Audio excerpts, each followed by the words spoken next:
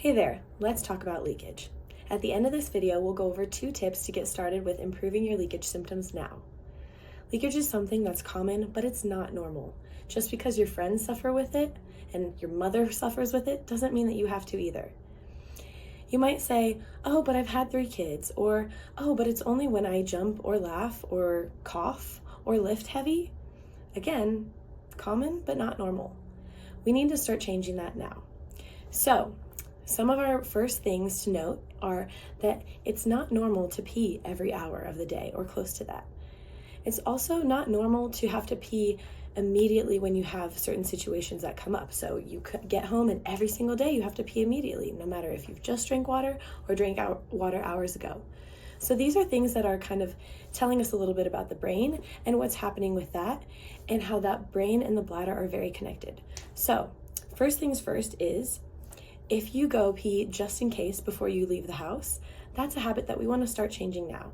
Just because you have your kids do that to avoid accidents doesn't mean that you have to also. There's probably going to be a bathroom, even though it might not be as convenient to go to the bathroom at a grocery store. It's important to know that you have options. So when we get in this pattern of, oh, I'm going to pee just in case, then we start training the brain to be a little bit more on guard and excitable. Our other tip is, when you have an urge to pee, we typically don't always have to physiologically go after that first urge.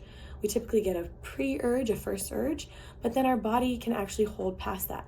If you're used to going immediately after you have that first urge, then your brain is going to be ready and really eager to go at that first urge.